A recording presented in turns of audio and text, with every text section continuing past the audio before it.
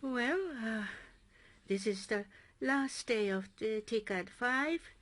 We are drawing close to the end of this meeting, so you are taking pictures, commemorative photographs and so forth. I know that you are busy, but we'd like to start with this part of the conference as scheduled. So, this is the last day of the TICAD 5, during which time we've had heated discussions. In this plenary 6, we would like to ask the co-organizers as well as representative of the African Development Bank, who also acted as chairs of each session of the thematic sessions, to report on the summary of the meetings.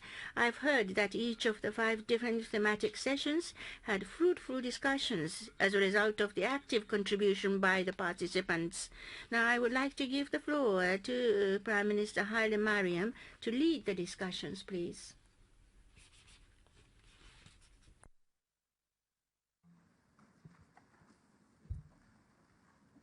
Thank you very much, Your Excellency.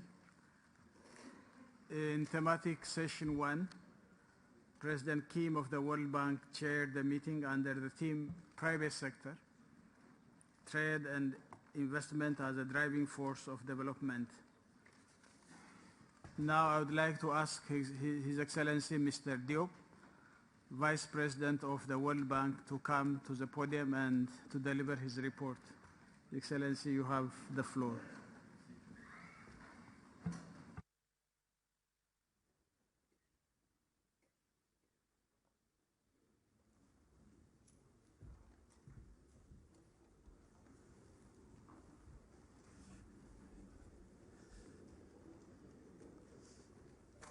Your Excellency Prime Minister Mori, Your Excellency Prime Minister Haile Mariam Desalegn, Excellencies Heads of State and Government, ladies and gentlemen, it's a pleasure to present this summary of the thematic session, the private sector, trade and investment and engines of development.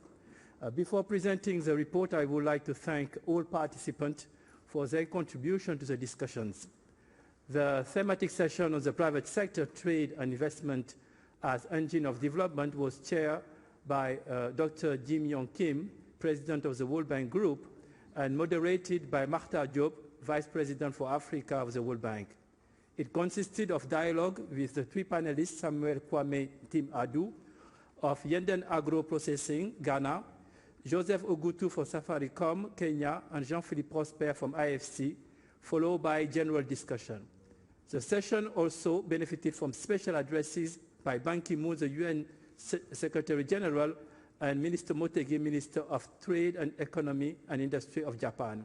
This summary presents highlights of the wide-ranging and rich discussion and exchange of views. Both the President of the World Bank Group and the UN Secretary General emphasize the transformational power of the private sector, trade, and investment in terms of employment creation and increased opportunities, especially for young people. The Secretary General noted the important role that the international community could play in creating an enabling environment for trade and investment, and the contribution of initiatives such as the Principle for Responsible Agriculture Investment and the UN Global Compact. The METI Minister noted the Japan's commitment to developing business relationships underpinned by trust and highlighted the considerable experience of Japanese businesses in areas of potential development for Africa, including geothermal energy, freight rail, water purification. He indicated that the government of Japan's commitment to providing increased support, both financially and through training. He also announced the planned increased JETRO field presence in the continent. While the strong economic growth of the past decade, as well as sound macroeconomic policies and improving business environment was commended, it was also noted that this growth had not generated the necessary levels of employment. To reduce poverty and increase shared prosperity, particularly for young people, future generations will need to create jobs. This underlines the importance of the private sector, which is responsible for the creation of 9 out of 10 jobs. It also noted the international private sector, including Japanese companies, can help generate employment and make sufficient profit.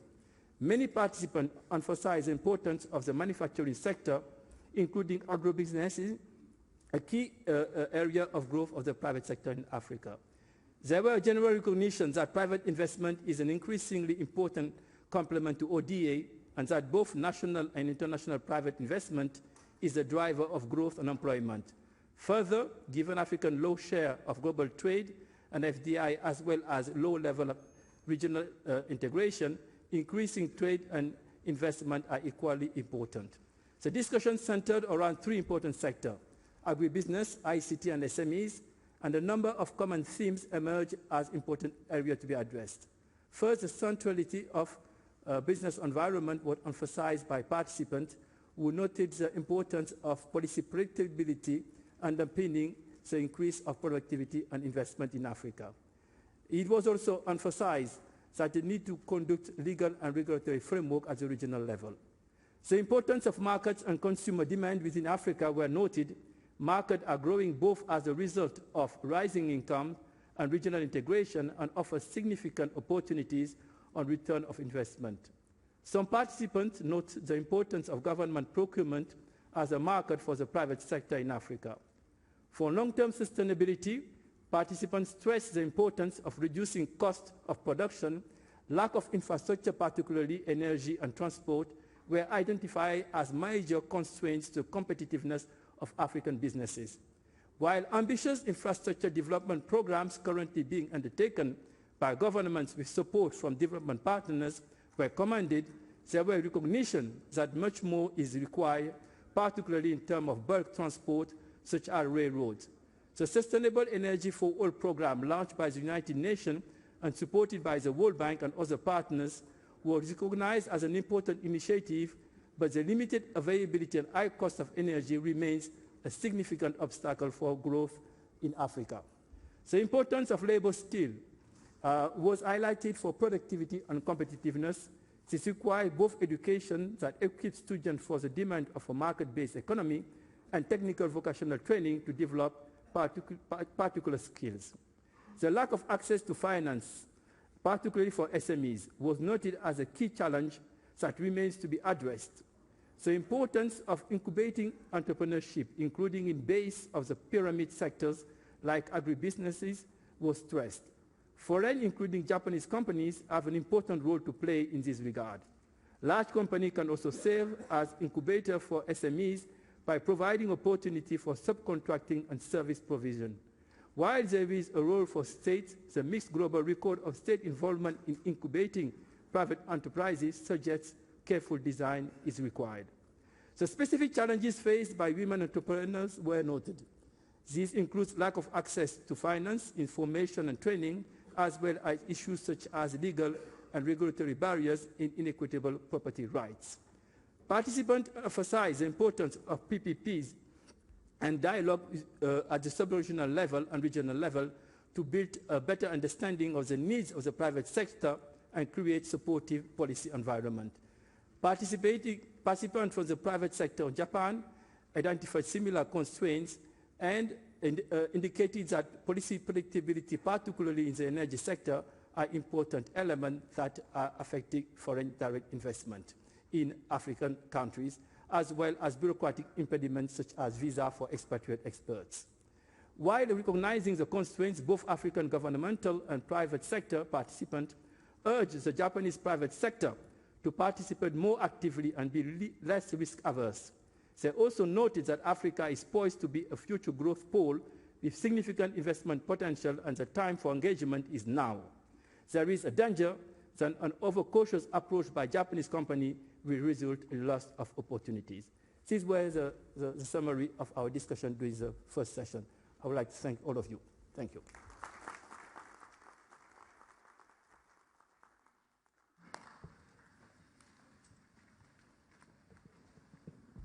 Thank you very much, Vice President Diop.